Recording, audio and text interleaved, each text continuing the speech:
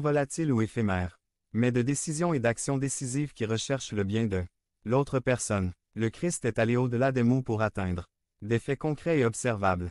Et l'instruction nous est répétée. Nous devons donc donner notre vie pour nos frères. Oui, nous sommes envoyés à aimer, comme nous avons été aimés. Si nous avons expérimenté l'amour de Jésus-Christ dans notre vie, nous ne pouvons rien faire d'autre qu'aimer. C'est pourquoi il donne l'exemple de l'absurdité de dire que l'on aime Dieu si, ayant l'opportunité et la capacité de montrer de la compassion pour son frère dans le besoin, on refuse de le faire. L'amour du Christ dans nos cœurs est si réel et si envahissant que ne pas aimer est une contradiction, un court-circuit, une incongruité monumentale. L'amour que nous avons reçu nous pousse à la mission d'aimer comme nous avons été aimer de manière pratique et significative dans notre environnement. Joanne termine ce paragraphe avec une instruction que nous devons ramener à la maison.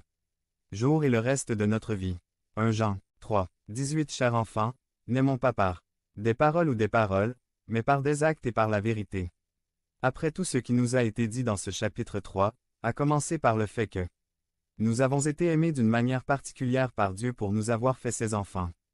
Et qu'il a mis sur ses enfants sa marque qui doit les caractériser comme aimants, les uns les autres, parce que cela marque la différence avec le monde, l'évidence devant le monde.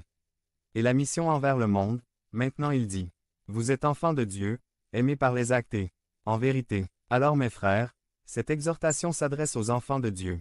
Aimons par les actes et en vérité. C'est pourquoi la justice et la miséricorde sont essentielles. Pour nous, enfants de Dieu. Puisque l'amour est la marque des enfants de Dieu, ouvrons intentionnellement les yeux sur les besoins qui nous entourent dans notre famille, notre Église, notre ville et notre pays. En tant qu'individu, en tant que famille, en tant que petit groupe, en tant qu'Église, soyons sensibles aux opportunités quotidiennes que nous avons des apostrophes. Aimer comme nous avons été aimés en recherchant la justice et en atténuant les besoins des personnes qui nous entourent. Pendant que vous écoutez ceci, une personne, une famille, une circonstance vous est sûrement venue à l'esprit qui a touché votre cœur à plusieurs reprises et peut-être qu'une pensée ou une intention de faire quelque chose à ce sujet vous est venue à l'esprit. Aujourd'hui, le Seigneur nous dit d'aimer par les actes et en vérité. Quelle sera la prochaine étape que Dieu veut que vous fassiez? Quelle sera cette étape qui sera le passage de l'intention à l'action? Si vous le savez déjà, alors mettons-nous au travail, commençons. Vous avez été aimés du Père et son amour vous permet des apostrophes. Aimez en acte et en vérité pour la gloire de Dieu. 526. Devenez membre de la chaîne et soyez un instrument de la parole de Dieu. Ne manquez pas cette opportunité d'avoir un impact sur des vies. Cliquez maintenant sur le lien dans la description et aidez-nous à diffuser la parole de Dieu. Qui est mon voisin? Par Wilbur Madera Rivas. Résumé. Être un bon voisin, c'est suivre les traces de Jésus-Christ.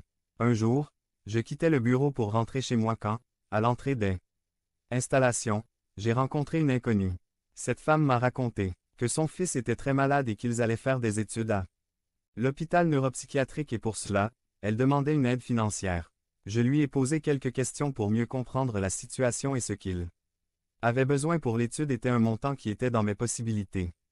L'étude devait avoir lieu le lendemain à 6 heures du matin, alors je lui ai dit, « Écoute, emmène ton fils sur place, je me présenterai à ce moment-là et je payerai la facture pour que ton fils soit soigné. » La personne a semblé être d'accord, m'a remercié et est partie. Le lendemain matin, j'ai dû prendre des dispositions familiales pour modifier la routine quotidienne. La vie éternelle n'habite aucun meurtrier. C'est merveilleux. La Bible enseigne que tout être humain sans Christ est mort dans ses crimes et ses péchés. Et on sait bien que